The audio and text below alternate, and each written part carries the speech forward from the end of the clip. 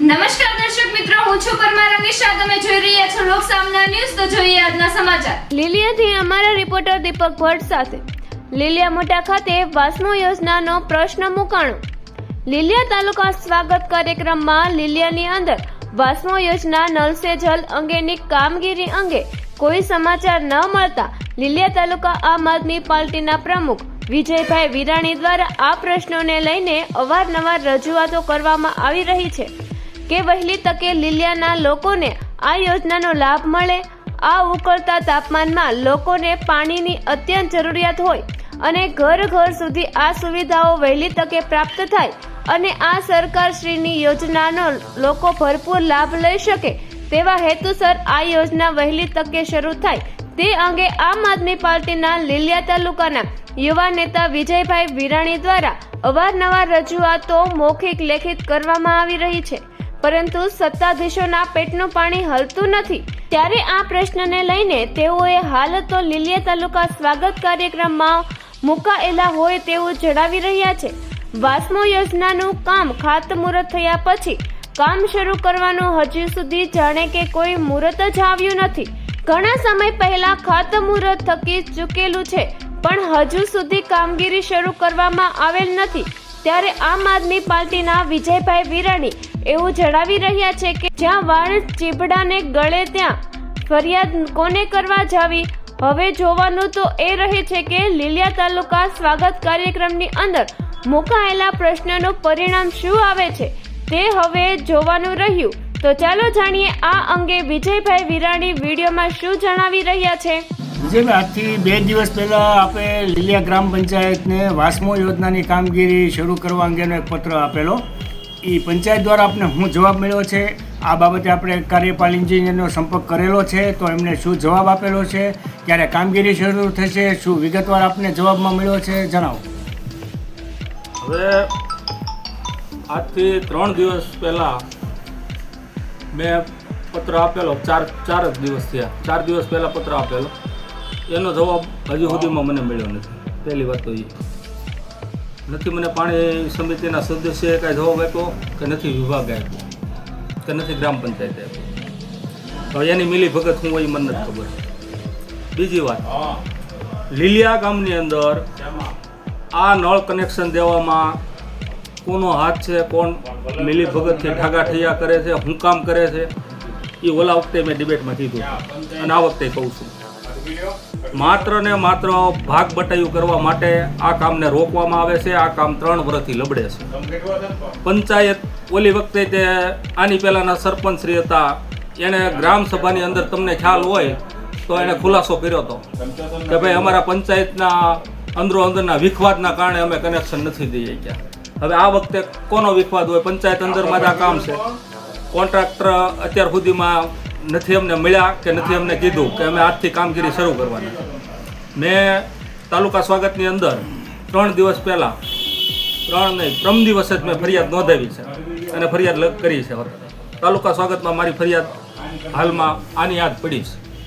એટલે તાલુકા સ્વાગતનો કાર્યક્રમ આવશે ત્યારે તો કોન્ટ્રાક્ટર આવશે ને મારી સામે, ત્યારે હું એને કહીશ. વિજયભાઈ, આ બાબતે કાર્યપાલ ઇન્જિનિયરનો આપણે સંપર્ક કરેલો એવું જાણવા મળ્યું છે, તો ત્યાં શું તમારે વાતચીત થઈ છે? આ અંગે શું તમને જવાબ મળ્યો છે? હવે કાર્યપાલક સાહેબને ટેલિફોનિક મેં વાત કરી હતી, ત્યારે મેં એને પ્રશ્ન પૂછ્યો હતો કે સાહેબ આ ખરેખર કોટેશન જે છે એની અંદર જે મટીરિયલ લખેલું એ વાપરવાની આ કોન્ટ્રાક્ટર ના પાડે છે કે ભાઈ આ મટીરિયલ બજારમાં ઉપલબ્ધ નથી.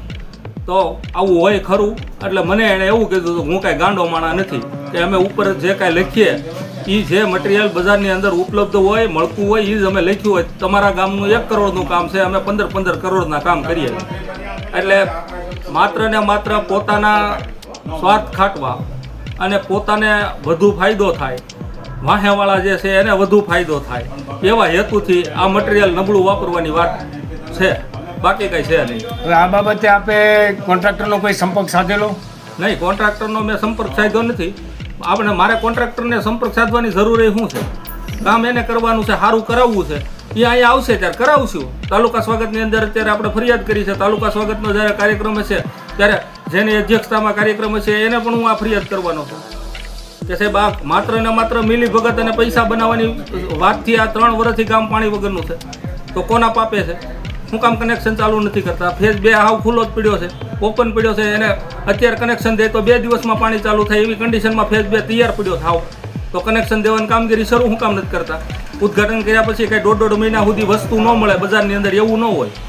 બજારમાં વસ્તુ અવેલેબલ જ હોય, ત્યાં માત્ર એને ઓર્ડર દેવાનો હોય, 5 દિવસની અંદર માલ આવી જાય ને કામ શરૂ થાય.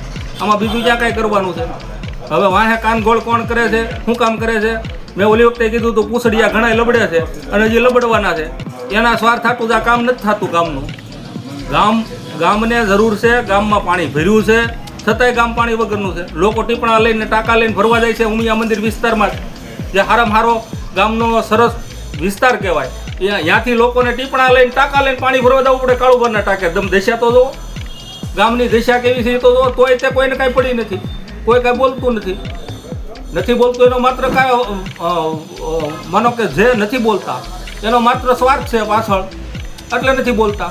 શું કામ નથી બોલતા ભાઈ? ફેઝ 2 હાવ તૈયાર પડ્યો છે, કનેક્શન દેવા મળો 4 દિવસની અંદર પાણી શરૂ થઈ જાય, વાલ ખોલો એટલે પાણી આવે એવી સ્થિતિમાં અત્યારે લાઈન નાખેલી પડી નથી. ત્યાં ગટરનું કામ થયું નથી, કાંઈ થયું તો તમને કાન ગોળ હે નહીં થાય ભાઈ. અને આ કોન્ટ્રાક્ટરને હું તો એમ કહું છું આ એજન્સીને જ રદ કરે. આવી એજન્સી હાલે જ નહીં. આ એજન્સીને આવી લબાડ એજન્સી હોય 1.5 મહિને જો કામ શરૂ ન કરી શકતો એ એજન્સી ગામમાં કનેક્શન દે હે હું કેદી દે? 2 વર્ષે કનેક્શન પૂરા કરશે, 3 વર્ષથી તો ગામ પાણી વગરનું હેરાન થાય. અને આ ઉનાળો આવ્યો છે, અત્યારે પાણીની જરૂરિયાત હોય. આ વિસ્તારની અંદર ખેડૂતો પશુપાલકો છે, ખેડૂતો ઘરે ઢોર રાખે છે, એને પાણી પીવડાવવાનું પાણી નથી, ઘરે પીવાનું પાણી નથી. લોકો ટીપણા લઈ લઈને પાણી હારે છે કાળુભરના ટાંકેથી અને પોતાના ઢોર ઢાકરને પાણી પીવડાવે. આ મારી નજરે જોયેલું છે. અને કોઈ વિડીયો જોતો હોય તો દે, ફોટા જોતા હોય તો દે. આવી સ્થિતિ અત્યારે ગામની છે. ગ્રામ પંચાયત શું કરે છે એ ખબર નથી, પાણી સમિતિ સભ્યો શું કરે એ ખબર નથી. પાણી સમિતિના સભ્યને આપણા જે ચેરમેન છે એને ખબર નથી. લ્યો કનેક્શન કેદી દેવાનું ચાલુ થાય? આપણે પૂછીએ ત્યારે ના પાડે કે ભાઈ હવે એ આવવાના છે, નામ છે, અમે પત્ર લખ્યા. પણ તમે પત્ર લખવામાં આમ 6 મહિના કાઢી નાખશો, ટાંકા પડી જાય હેઠા. હવે તો ગળવા મળ્યા છે મને એમ છે, 3 વર્ષથી ભર્યા, એક વાર ખાલી નથી. આવી સ્થિતિ લીલિયા ગામની છે. હવે આપણું કહેવાનું કે આ પ્રશ્નને લઈને આપણે સ્વાગત કાર્યક્રમમાં મૂકેલો છે, એમાં જે નિવારણ આવે એ ઉપર આગળ ખબર પડે ને કે શું નિરાકરણ આવશે આ પ્રશ્ન. સ્વાગત કાર્યક્રમમાં નિરાકરણ નહીં લાવે તો હું જિલ્લા સ્વાગતમાં જાય, CMOમાં જાય. સરકારશ્રીની યોજના સારી જ છે અને સારા હેતુથી આપી છે. તો અહીંયા 4-5 જે કાંઈ લબડતા હોય એના પાપે ગામ પાણી વગરનું છે એની ફરિયાદ મેં કરી છે. અને હું હજી બોલવાનો છું તાલુકા સ્વાગતમાં કે એમાં હું સંતોષ નહીં થાવ તો હું જિલ્લા સ્વાગતમાં જાય, ઓપ્શન છે જ. એનાથી સંતોષ નહીં થાવ તો હું CMOમાં જાય કે ખરેખર ગામને આ યોજનાનો લાભ શું કામ નથી મળતો, કોના પાપે નથી મળતો. વિજયભાઈ, આ તમારા જે રજૂઆત છે લોકો પ્રત્યેની કે વહેલી તકે ગામને પાણી મળે અને આ યોજના વહેલી તકે શરૂ થાય, પણ ક્યાંક ને ક્યાંક તમે એવું કહો છો કે આમાં કંઈક પ્રશ્ન ઊભા થાય છે, તો એ શું હકીકત છે? હવે આમાં તો પેલા પાડાની વાકે પકોડીને દામ એવી કહેવત છે, એ માયલું થયું છે. અત્યારે કોના પાપે આ કનેક્શન દેવામાં આટલો વિલંબ થયો? આ કોન્ટ્રાક્ટર શું કામ નથી આવ્યા? એ મેં જે કીધું કહેવત એમાં આ બધું આવી જાય છે. એટલે વાહે જે કાંઈ આલિયા માલિયા અને ટાલિયાભાઈ છે એ હટી જાય તો ગામનું સારું જ થાય એવું છે. પણ હવે 2-3-4 જણાના સ્વાર્થે 3 વર્ષથી ટાંકા ભર્યા છે, સબ લાઈનો ફિટ થઈ ગઈ છે, છતાંય ગામ પાણી વગરનું છે. આવી સ્થિતિમાં અત્યારે લીલિયા છે. તો ફરી મળીશું એક નવા સમાચાર સાથે. ત્યાં સુધી જોતા રહો લોક સામના ન્યૂઝ.